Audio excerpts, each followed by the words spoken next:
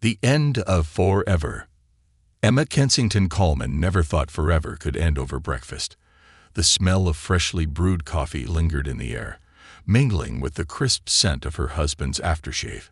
Sunlight filtered through the floor-to-ceiling windows of their Manhattan penthouse, casting long golden streaks across the polished marble floors. And then he said it. "I want a divorce." Emma blinked, her fingers tightening around the delicate porcelain cup in her hand. Maybe she misheard him. Maybe this was some cruel, misplaced joke. Maybe. "What did you just say?" Her voice barely rose above a whisper. Nathan Coleman, one of New York's most sought-after corporate attorneys, straightened his tie, his expression unreadable. It was the same look he wore in the courtroom. Detached, calculating, unshakable. "You heard me, Emma." Emma set her cup down, her hands trembling as she folded them in her lap. "After 5 years of marriage, that's all you have to say." Nathan exhaled sharply, running a hand through his perfectly styled dark hair. "Emma, we've been trying for 3 years. 3 years of tests, treatments, and nothing. It's time to accept the truth." The truth. Emma swallowed against the tightness in her throat. The truth was that she had spent the last 3 years subjecting herself to painful injections, invasive procedures, and months of crushing disappointment. The truth was that she had clung to hope while Nathan's patience had worn thin. The truth was that she had loved him more than she had ever thought possible. And it still wasn't enough. "You mean it's time for you to accept the truth," she said bitterly. "Because I never gave up. We still have options," Dr. Patil said. Dr. Patil said a lot of things. Nathan interrupted, his tone clipped. "Emma, my father had 3 children by the time he was my age. My brother has 4. My family legacy is everything. I need an heir." Ah, there it was, the legacy speech. Emma let out a hollow laugh. "So this is about the Coleman dynasty, not us. Not me." Nathan's jaw clenched. "It's about both. We're fundamentally incompatible, Emma. You want to keep hoping for a miracle while you what?" She snapped, standing up so abruptly that her chair scraped against the floor. "While you replace me with someone younger, someone more fertile, someone who fits neatly into your perfect little life plan." He didn't answer. He didn't have to. A silence stretched between them, thick and suffocating. Emma stared at the man she had built a life with, the man who had once held her close and whispered promises of forever. How had they gotten here? "I never thought you'd be this much of a coward," she finally said. Nathan flinched, but the moment passed in an instant. He picked up his briefcase, adjusting the cufflinks Emma had given him on their first anniversary. "The papers will be delivered to your office today. The penthouse is yours until you find something else. I'll be staying at the Ritz." Emma wrapped her arms around herself, trying to contain the whirlwind of emotions threatening to consume her. "Did you ever love me, Nathan? Or was I just a convenient choice?" His hand hesitated on the doorknob. For a fraction of a second, she thought she saw something flicker in his eyes. Regret. Guilt. But it was gone just as quickly. "Love isn't enough, Emma," he said before walking out the door. The silence that followed was deafening. Emma stood frozen in place, listening to the sound of the elevator doors closing, the finality of it ringing in her ears. Her chest ached, her heart pounding against her ribs, as reality came crashing down. It was over. Her marriage. Her dreams. Everything. Her phone buzzed on the counter. She turned it over, barely processing the message from her best friend, Lauren. "Lunch today. You okay?" No, she wasn't okay. Nothing was okay. But she typed back anyway. "Yes, everything's fallen apart." Emma stared at the wedding photos lining the walls, at the life she had built with a man who had just walked away without looking back. She had spent years trying to be the perfect wife, the perfect woman. And in the end, it still wasn't enough. But maybe, just maybe, this was her chance to find herself again. Rising from ashes, Emma Kensington Coleman sat in her car, hands gripping the steering wheel so tightly her knuckles turned white. The sound of the city droned on outside. Horns honking, pedestrians chatting, the distant wail of a siren. But she heard none of it. Her world had been reduced to the weight of a thick envelope resting on the passenger seat. Nathan's divorce papers. 3 years of trying. 5 years of marriage. Over in a handful of legal documents, signed in ink. She hadn't cried, not when he walked out. Not when she packed up his belongings into a single box and left it in the corner of the penthouse, untouched. Not even when she lay awake at night, staring at the ceiling, wondering how everything had unraveled so fast. But now, sitting in the parking lot outside the restaurant where she was supposed to meet Lauren, the weight of it all pressed down on her like a steel beam crushing her chest. Emma inhaled sharply, pushing back the storm of emotions threatening to pull her under. She wasn't going to break. She refused to let this destroy her. With a steadying breath, she grabbed her purse, leaving the divorce papers untouched, and stepped out of the car. A new beginning or a breakdown. The little cafe was a familiar comfort, warm lighting, the smell of fresh pastries, the hum of casual conversations. It was a stark contrast to the chaos brewing inside her. Lauren spotted her immediately, waving her over. Emma. Emma managed a small smile as she slid into the seat across from her best friend. Lauren took one look at her and sighed.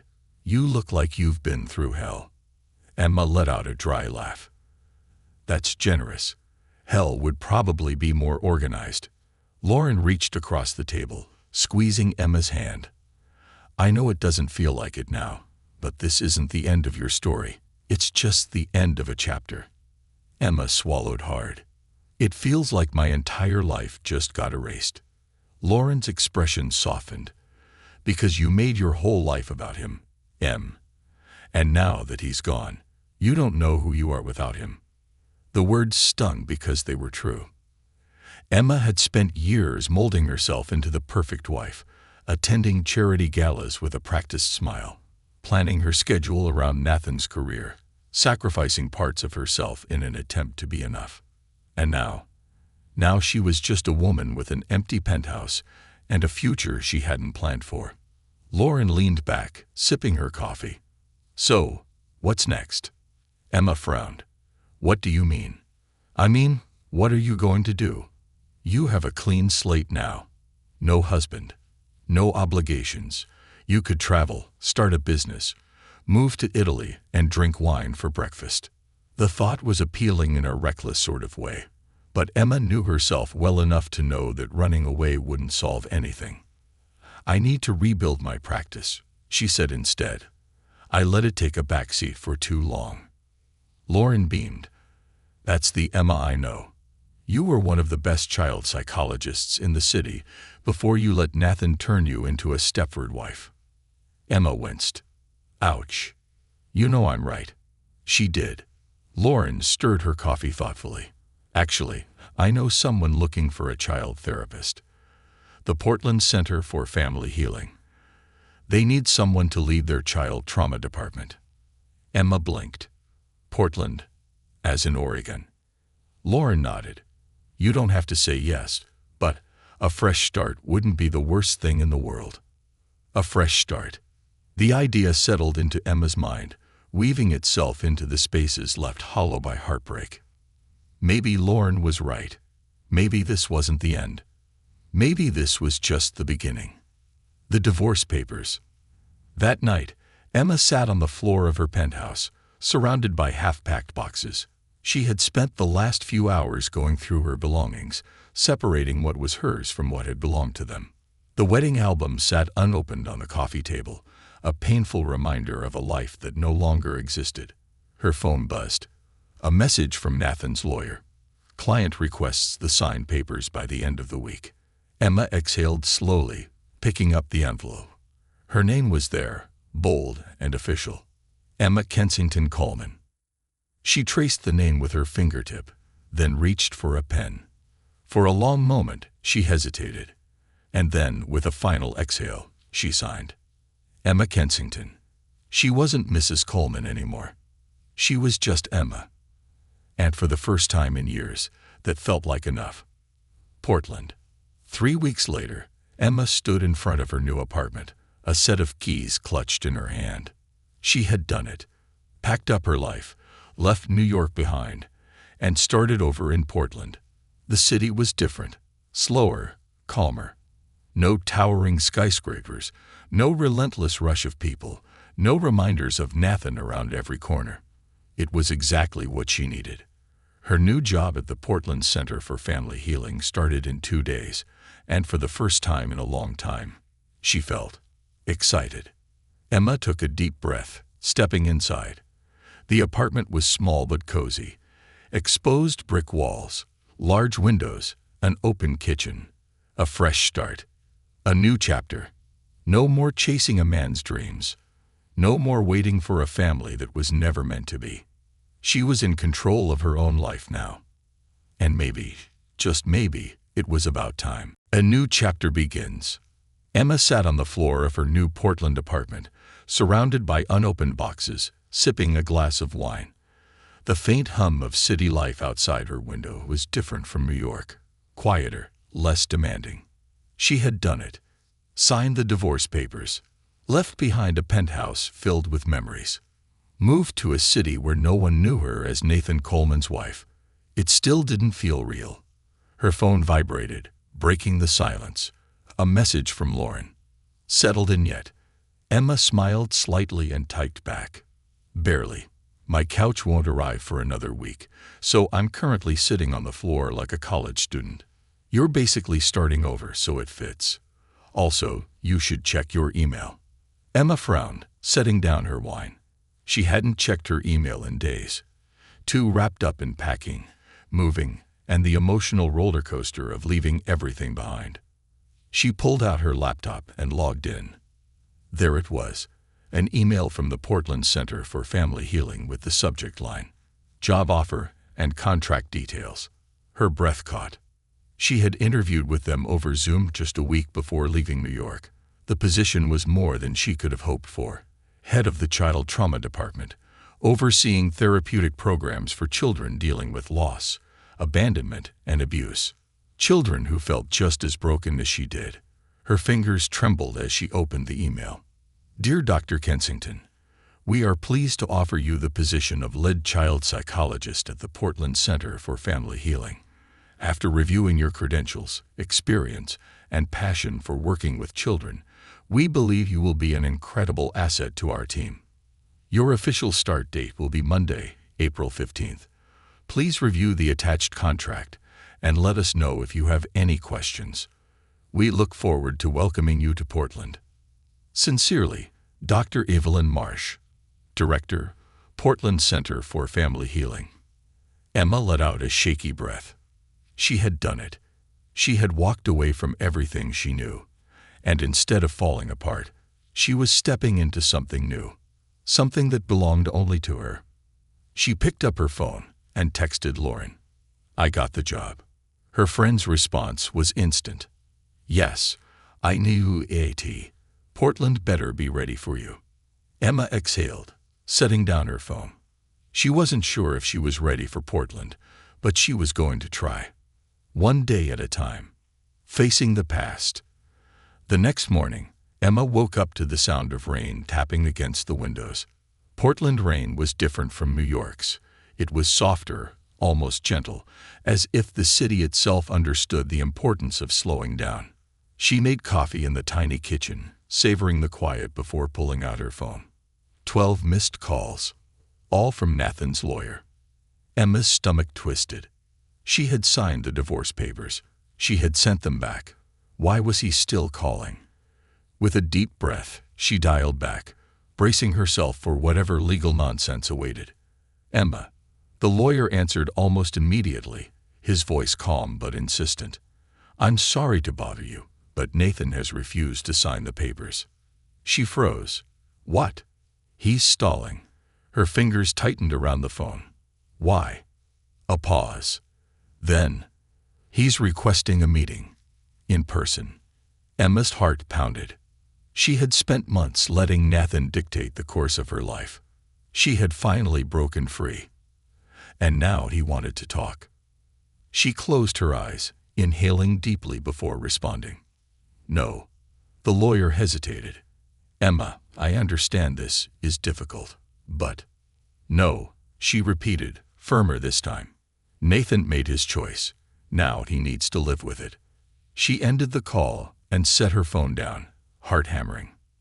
The old Emma, the one who had spent years trying to fix things, to please Nathan, to be enough, would have agreed to the meeting. But that Emma was gone. She had a new life to focus on, and Nathan Coleman was no longer a part of it. First day, new life. Monday morning, Emma stood in front of the Portland Center for Family Healing, nerves twisting in her stomach. The building was modern, yet warm. Floor-to-ceiling windows, lush greenery, and a sign that read, "Healing begins here." She clutched her coffee, took a deep breath, and walked through the doors. The receptionist smiled warmly. "You must be Dr. Kensington. Welcome." Emma smiled back. "Thank you. I'm excited to be here." And for the first time in a long time, she meant it. A second chance at family. As the weeks passed, Emma poured herself into her work. She met children who had been through unimaginable pain, kids who had lost parents, suffered abuse, or been abandoned. She saw herself in them. The pain, the resilience, the hope. One afternoon, as she finished up a session with a 7-year-old boy named Jake, his foster mother approached her. "Dr. Kensington," she said hesitantly, "I just wanted to say thank you." Emma smiled. "For what?" "For giving Jake something to believe in again." The woman's voice softened. "I don't know if you have children, but you'd make a great mother." Something deep in Emma's chest tightened. She had spent years believing motherhood was a dream she would never achieve, that her body had failed her. But sitting here, watching Jake rebuild himself piece by piece, she realized maybe there were other ways to become a mother, other ways to build a family. And for the first time, she let herself wonder, what if she didn't have to wait for someone else to give her the life she wanted? What if she took it? The decision that changed everything. That night, Emma sat at her desk, staring at a single piece of paper. It was an adoption application. The thought had been lingering in her mind for weeks. Could she do this alone? Could she be a mother, even if life hadn't unfolded the way she'd planned? A single tear slid down her cheek. Not a tear of sadness, a tear of acceptance. Because for the first time in her life, she wasn't waiting for someone else to decide her future. She was choosing it for herself. With steady hands, she picked up the pen and signed her name at the bottom of the application.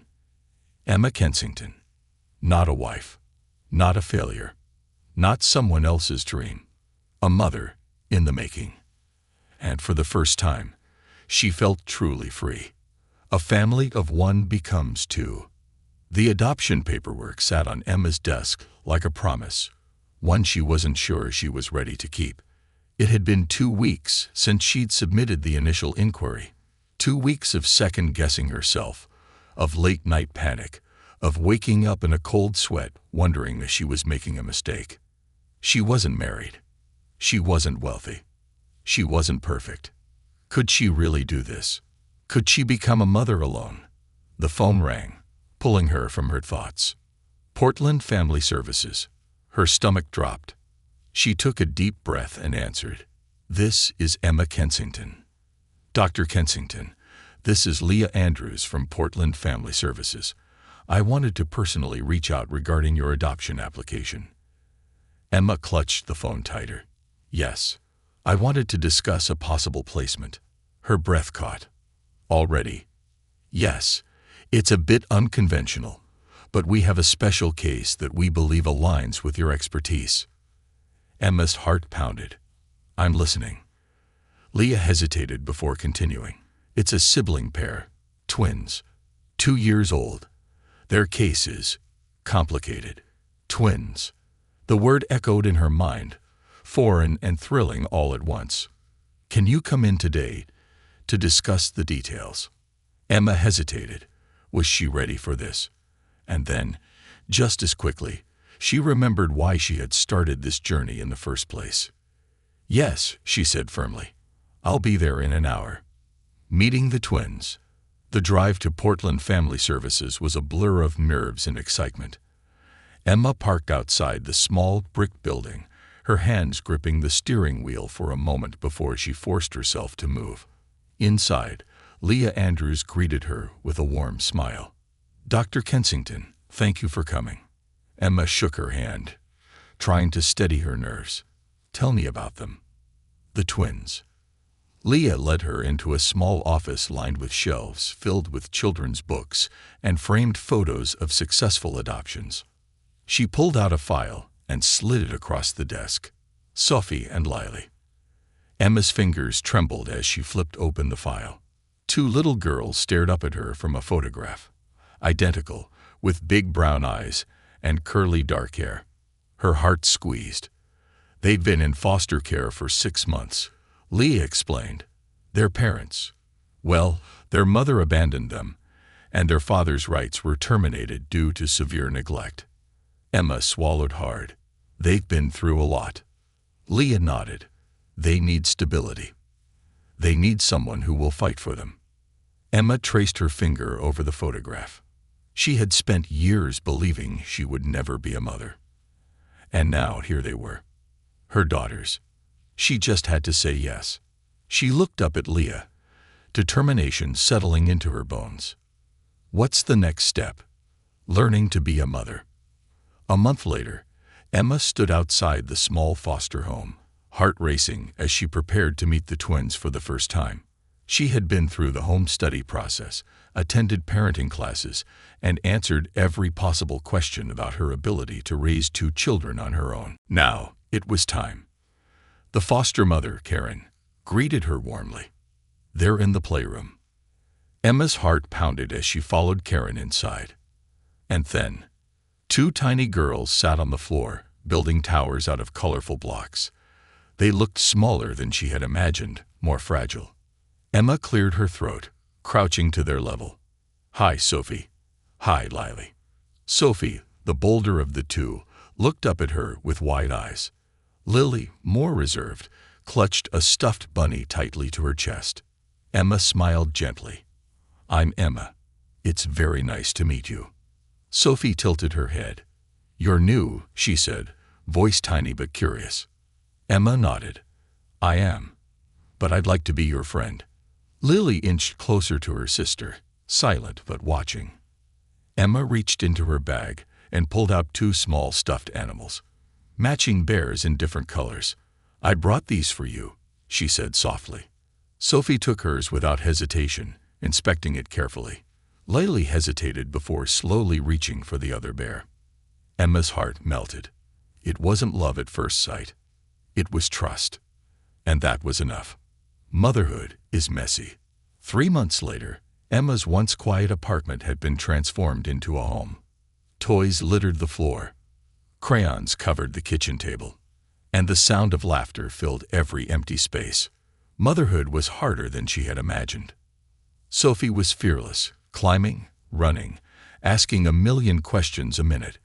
Lily was cautious, watching, observing, holding Emma's hand wherever they went. Some nights, they still woke up crying, haunted by memories of a past they couldn't fully understand. Some days, Emma questioned whether she was good enough. But then, Sophie would run into her arms after daycare. Lily would press a tiny hand to her cheek and whisper, "Love you," and Emma knew. She had made the right choice. The past comes knocking. One evening, as Emma tucked the girls into bed, her phone buzzed. She glanced at the screen. Nathan Coleman. Her breath caught. It had been almost a year since the divorce. She hesitated before stepping into the hallway and answering. Nathan. A pause. Then, I heard you adopted. Emma's stomach tightened. How did you? Mutual friends, he said flatly. You're a mother now. Something about the way he said it made her stand taller. Yes, I am. Another pause. Are you happy? She looked back at the bedroom, where Sophie and Lily were fast asleep. A year ago, She had been lost. Now she had everything she had ever wanted. "Yes, Nathan," she said quietly. "I'm very happy." He exhaled sharply. "Good. You deserve to be." And for the first time, Emma didn't need his validation. She had already won. "Goodbye, Nathan." She hung up, turned off the phone, and walked back to her daughters. They were her world now, and nothing else mattered. A love meant to last. The morning light filtered through the curtains, casting a soft glow over the cozy apartment that now felt like a real home. Toys were scattered across the living room floor. An empty sippy cup sat abandoned on the coffee table, and two tiny beds were filled with the steady, peaceful breathing of Sophie and Lily. Emma stood in the doorway of their bedroom, watching them sleep. Her daughters. Her world. She still couldn't believe how much her life had changed in just a year. She had come to Portland broken, unsure of who she was without Nathan. Now she had built a life filled with laughter, tiny handprints on the walls, and the unconditional love of two little girls who had stolen her heart. But as she stood there, content in the quiet moment, she had no idea that her past was about to collide with her present, and that life had one more surprise in store for her. A familiar face, an unexpected encounter. The Portland Children's Hospital was bustling with activity as Emma made her way through the halls. It had been a year since she had taken over as head of the child trauma department, and every day felt like a new challenge, but a challenge she welcomed. She had gone from feeling powerless in her marriage to feeling needed, capable, strong. As she flipped through a patient file, a voice behind her made her freeze. "Dr. Kensington." She turned slowly, heart pounding. Standing in the middle of the hallway, looking just as shocked as she felt, was Dr. Daniel Carter, a name she hadn't thought about in years, a face she never expected to see again. "Daniel," she breathed. A grin spread across his face. "So it really is you. I saw your name on the department directory and thought, there's no way that's the same Emma Kensington I knew in med school." Her heart clenched at the mention of med school, a time in her life before Nathan, before the heartache, before she had abandoned her own dreams to be someone else's wife. Emma forced a smile. "It's been a long time." Daniel chuckled. "I'll say, you disappeared off the map after graduation. Last I heard, you were married and living in New York." She hesitated. "I was." His expression softened. "Ah." He didn't press, but the understanding in his eyes told her he already knew. "So what brings you to Portland?" she asked, desperate to change the subject. He shoved his hands into his coat pockets. "I just transferred here from Chicago. I'll be heading up the pediatric surgery department." Emma blinked. "Wait, you're the new chief of pediatric surgery." "Guilty," he said with a smirk. A wave of disbelief washed over her. Of all the hospitals in the world, Daniel Carter had ended up at hers. Before she could process it further, a nurse called for Daniel from across the hall. He sighed. "I should go. But, Emma, we should catch up sometime. Coffee." For a second, she hesitated. The last time she had let herself get close to someone, she had lost herself. But Daniel wasn't Nathan, and she wasn't the same woman who had let herself be defined by a man. She nodded. "I'd like that." The walls around her heart. Emma wasn't naive.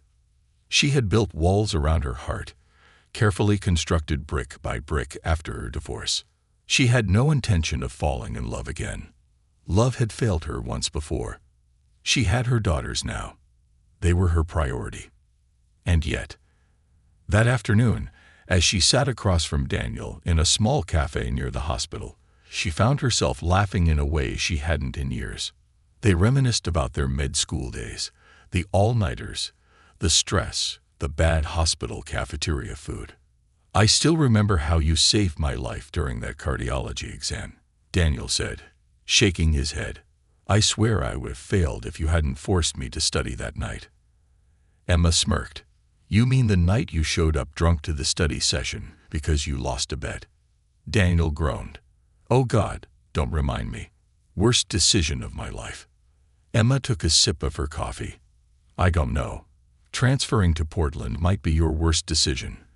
The rain here never stops. He grinned. You know, I think I'll survive. For the first time in a long time, Emma felt something light inside her.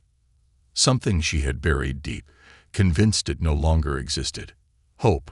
The girls, the rain, and a second chance. Emma tried to ignore the way her heart fluttered every time she saw Daniel in the hospital. She tried to pretend she didn't care when he brought her coffee without asking, or when he made her laugh in the middle of a long shift. But she wasn't fooling anyone, especially not Rachel.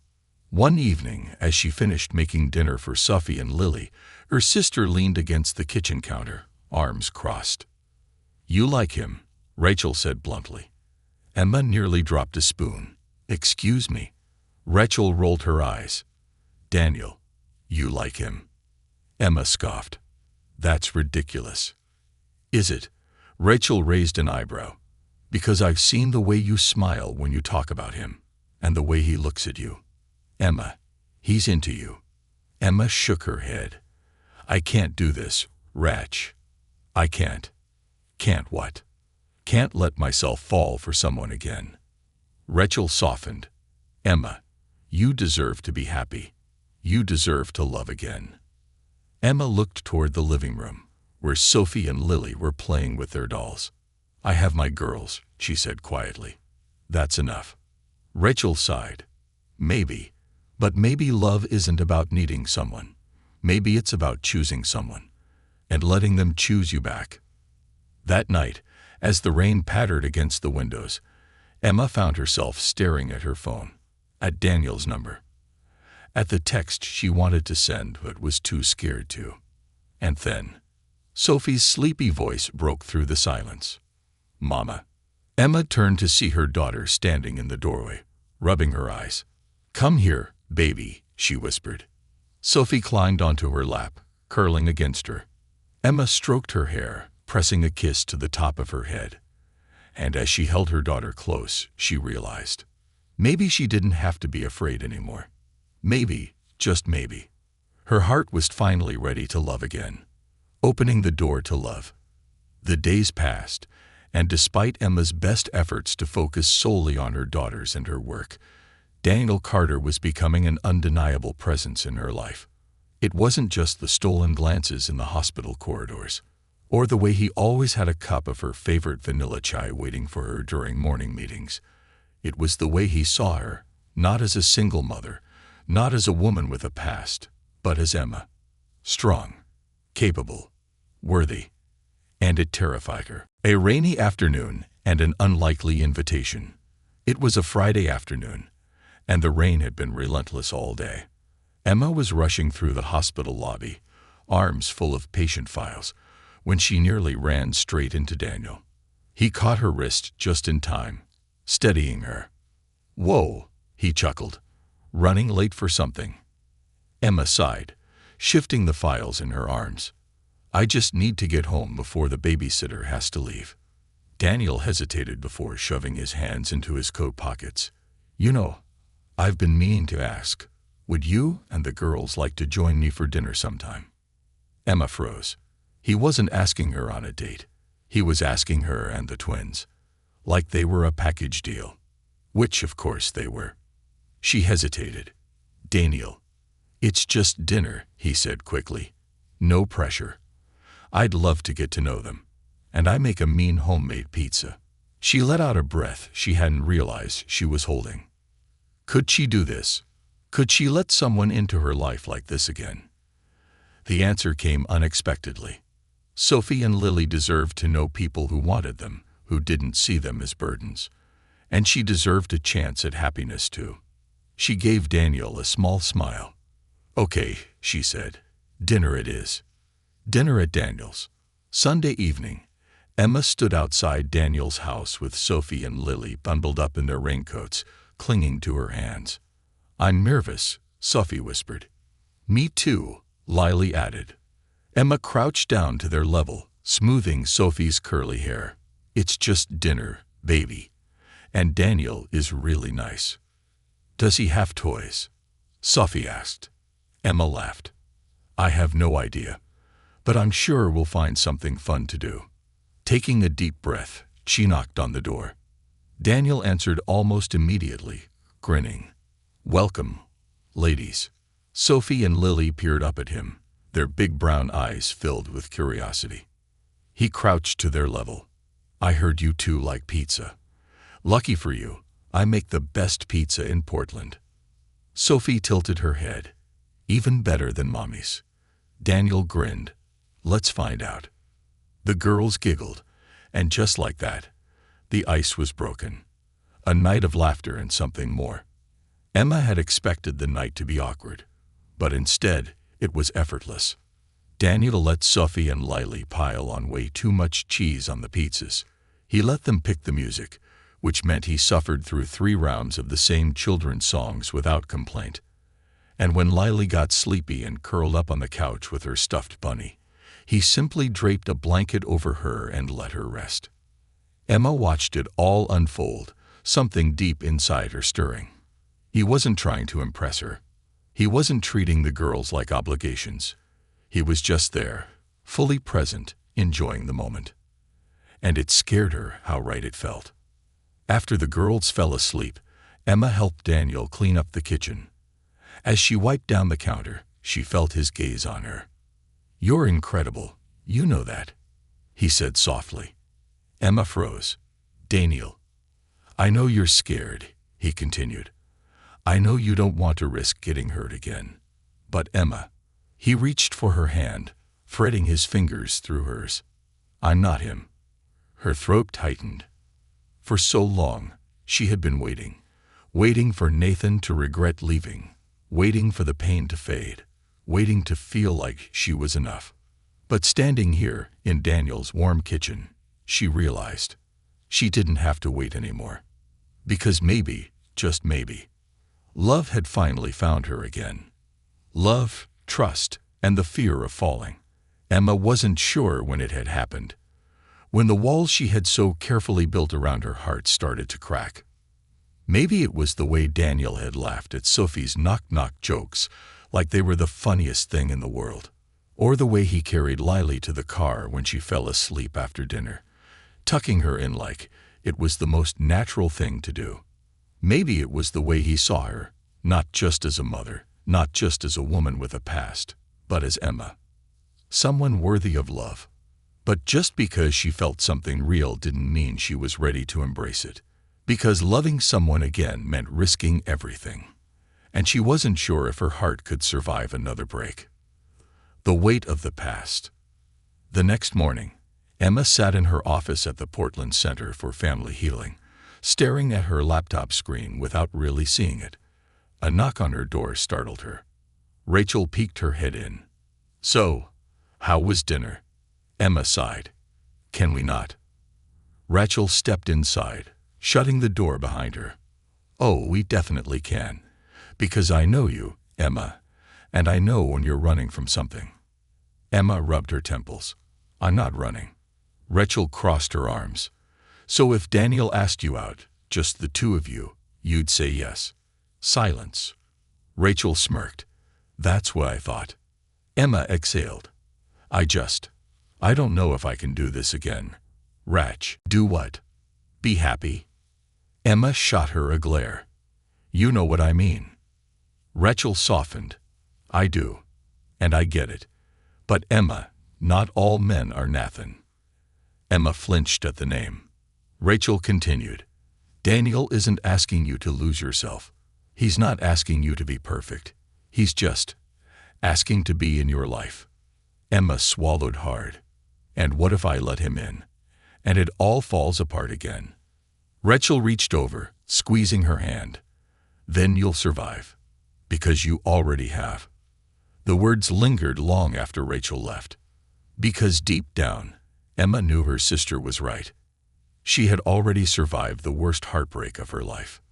Maybe it was time to take a chance on something better.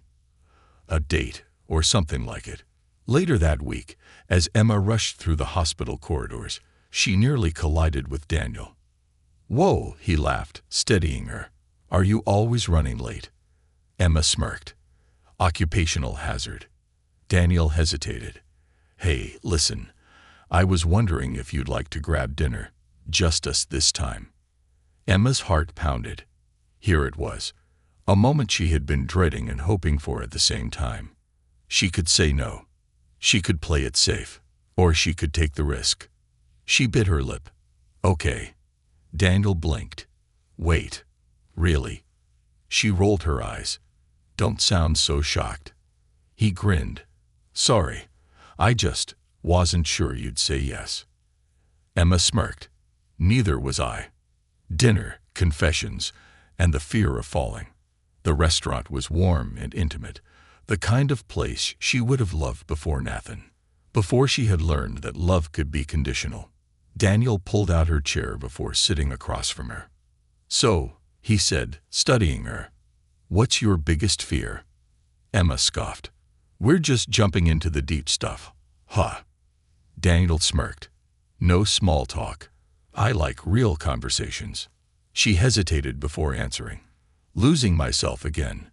Daniel tilted his head. Again. Emma exhaled. I spent years trying to be the perfect wife. Trying to fit into someone else's version of what my life should be. And I lost myself in the process. Daniel was quiet for a moment. Then he leaned forward, his voice soft but firm. I don't want you to be anything but who you already are. Emma's throat tightened. She wanted to believe him. But trust wasn't something she gave easily anymore. She changed the subject. What about you? What's your biggest fear? Daniel sighed. Loving someone who's too afraid to love me back. Emma froze. Because she knew. She knew he was talking about her. And for the first time she wondered. Was she really protecting herself by keeping him at a distance? Or was she just too scared to let herself be happy? The moment everything changed. 2 weeks later, Emma's world shifted again. It started as a normal evening. The girls were playing in the living room, giggling as they built a tower with their blocks. Then, Sophie tripped, hitting her head against the coffee table. The sound of her cry shattered the air. Emma's heart nearly stopped. She rushed to her daughter's side, scooping her up. Blood was already forming at Sophie's hairline. Mama. It hurts, Sophie whimpered, clutching her head. Emma swallowed down her panic. I know, baby. I know. We're going to the hospital, okay? Lily clung to her leg wide-eyed. Sophie's gonna be okay. Emma forced a smile. Yes, sweetie. But we need to go now. She grabbed her phone and, without thinking, dialed Daniel. Emma. His voice was alert. Sophie fell. She hit her head. There's blood. I'm at the hospital now. Bring her straight to the ER. I'll be waiting. And he was. When Emma rushed into the emergency room, Daniel was already there, guiding her straight past the waiting room and into an exam room. His voice was calm, reassuring. He stitched Sophie up while Emma held her hand, whispering comforting words. And when it was over, when Sophie was finally asleep in Emma's arms, Daniel touched her shoulder gently. She's okay. Emma looked up at him, eyes brimming with unshed tears. And in that moment, something inside her broke. Not in a painful way, but in the way walls collapse when they've finally been standing too long. And without thinking, she reached for him, his arms wrapped around her, holding her steady. I was so scared, she whispered. I know, he murmured against her hair. I'm here. And as she stood there, in the warmth of his embrace, she realized she wasn't afraid anymore. Because for the first time in a long time, she wasn't alone. And maybe she didn't have to be. Love, forgiveness, and forever. The morning after Sophie's accident, Emma sat on her balcony, wrapped in a thick blanket, a cup of coffee cradled in her hands. The apartment was quiet. Too quiet. Lily was still sleeping, curled up with her stuffed bunny, while Sophie lay in Emma's bed, her tiny body finally at rest after a restless night. But Emma couldn't sleep. Not after last night. Not after Daniel. She could still feel the warmth of his arms around her, the steady way he had held her when she was falling apart. She had never let herself lean on anyone like that before. not even when she was married. But Daniel had been there. Without hesitation, without expectations, just there. And for the first time, she wasn't afraid of what that meant. A door left open. That afternoon, as she sat in the hospital waiting area with Sophie for a follow-up checkup, Daniel appeared beside her, hands in his pockets. He didn't say anything at first, just sat down next to her, close but not too close. "How's she doing?" he finally asked. Emma glanced down at Sophie, who was munching on a cracker, completely unaware of the emotional storm raging inside her mother. "She's fine," Emma said, then exhaled. "I'm still catching up." Daniel nodded. "Last night was a lot." Emma turned to him. "Thank you for being there." Daniel's lips curled into a small smile. "Always." The simplicity of his answer made something in her chest tighten. She had spent so much time running, so much time convincing herself that love was dangerous, that trusting someone again was impossible. But Daniel wasn't asking for blind trust. He was asking for a chance. And maybe, just maybe, Emma was ready to give him one. The confession that changed everything. Later that evening, after the girls were asleep, Emma found herself dialing a number she hadn't used in almost a year. Nathan. She wasn't sure why she called. Maybe she needed closure. Maybe she needed to hear the sound of his voice and know, deep in her bones, that she had made the right choice walking away. He answered on the third ring. "Emma." His voice was groggy, surprised. She hesitated. "Hi, Nathan." A pause. Then, "You haven't called in a long time." "I know." Silence stretched between them before Nathan finally spoke again. "I heard you adopted," he said. Emma swallowed. "I did."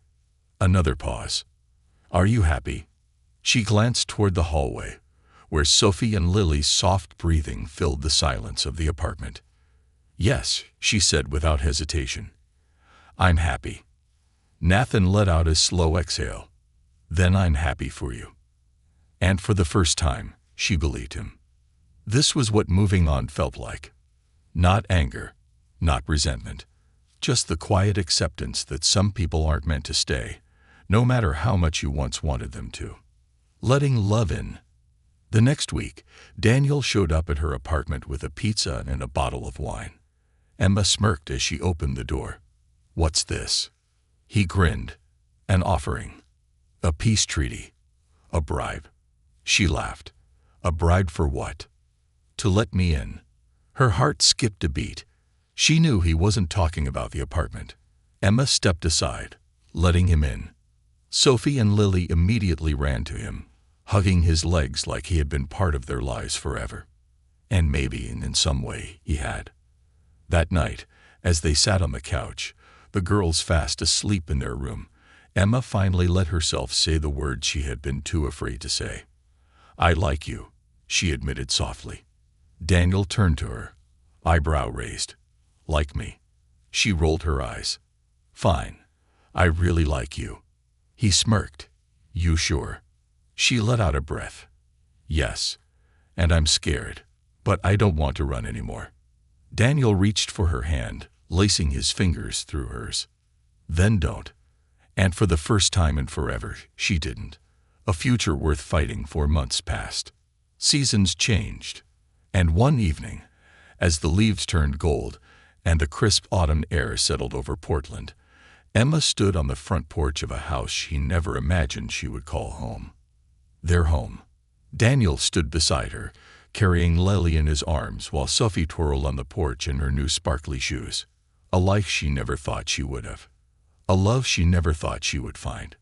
And yet, here it was. She had once believed that love had failed her. But maybe love had just been waiting for the right person. For the right time. For a love that wasn't built on conditions, or expectations, or fear, but on choice. And as Daniel pressed a kiss to her forehead, whispering, "I love you," she knew. This time, she was exactly where she was meant to be.